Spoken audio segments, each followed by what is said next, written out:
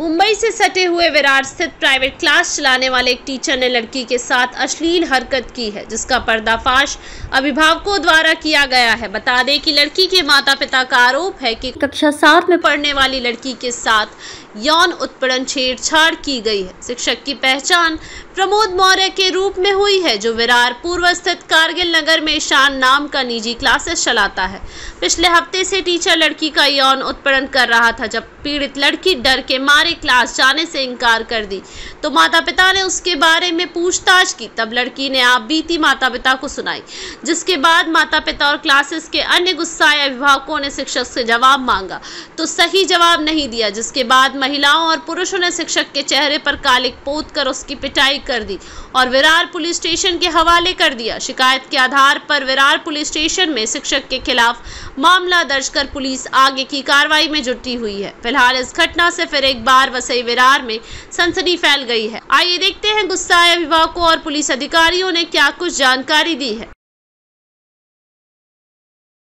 तो मुलींची छेडखानी करत होता, मुलींचे लहान कपडे असतात, मुलींना पप्पी द्यायला सांगत होता। आमच्या महिलांना कळल्यावर आम्ही त्याला आणून पोलीस स्टेशनला सुपूत केलेला आहे। वसई विरार मध्ये अशा घटना होत असतील तर आम्ही बहिणींना सुरक्षा हवी आहे। मोदीजी सांगत होते अच्छे दिन आएगे का, हे अच्छे दिन आहेत का? आई आमच्या महिला नाव काय आणि काय संपूर्ण घटना घडली? माझं आरती अरुण पडवळ, मी मनवेलपाड्यात राहते। हा ईशान क्लासेसचे सर आहेत, सर म्हणजे प्रोफेसर आहे आणि ह्यांनी 3-4 मुलींना असंच छेडलेलं आहे। तो ऑफिस मध्ये नेतो, पप्पी दे आणि वाईट वाईट हे करतो आणि अजून पण 3-4 मुली आहेत, पण त्या घाबरतात कारण हे भरपूर दिवस झाले। पण मुलीने आज सांगितलं आणि मुली अजून पण आहेत, पण त्या सांगतात माझ्या जर आई वडिलांना कळलं तर माझे आई वडील फाशी घेतील, म्हणून त्या सांगायला तयार होत नाही। पण एक मुलगी अशी तयार झाली की मी सांगायला तयार आहे, म्हणून तिला आम्ही घेऊन ही 2 दिवस ट्युशनला नाही गेली। त्याच्यामुळे तिची आई विचारत होती का गेली नाही का गेली नाही, तेव्हा तिने हे सगळं सांगितलं। काय मागणी तुमची? आम्हाला फाशी पाहिजे, आम्हाला 1500 रुपये नाही पाहिजे आम्हाला। आणि हे 1500 रुपये द्यायला लागल्यापासून हे जास्त चाललेलं आहे। 1500 रुपये सरकारने मंजूर केल्यापासून हे जास्त चाललेलं आहे। आम्हाला पैसे नाही पाहिजेत, आम्हाला सुरक्षा पाहिजे। आणि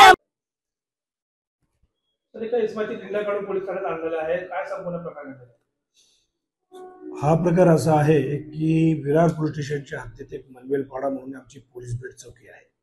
त्याच्यामध्ये कारगिल नगर म्हणून एक भाग आहे। त्याच्यामध्ये एक प्रमोद मौर्य म्हणून जे ईशान क्लासेस नावाचा एक ट्युशन क्लास चालवतो, ज्यामध्ये 13 विद्यार्थी आहेत।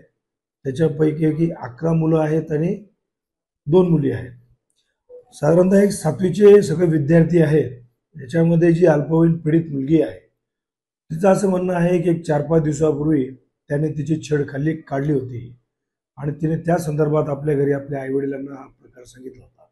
आणि आज सकाळी 8:30 ते 9 वाजेच्या दरम्यान ती क्लासला गेली होती। त्यावेळेला त्याने तिला काहीतरी किस वगैरे केलं आणि सदर प्रकार तिने आई वडिलांना सांगितल्यामुळे आणि आई वडिलांनी त्या म्हणजे अवतीभोवती राहणाऱ्या लोकांजवळ तो प्रकार सांगितल्यानंतर लोकांच्या ज्या भावना आहेत त्या जरा तीव्र स्वरूपाच्या होत्या आणि मग त्यांनी जे आहे तर त्याला पोलीस स्टेशनला आणलेलं आहे। त्याला डोक्याला छोटीशी जखम पण झालेली आहे। लहान पीडित मुलगी जी आहे तर तिच्या तक्रारीवरून विरार पोलीस स्टेशनला गुन्हा दाखल करण्याचं काम चालू आहे।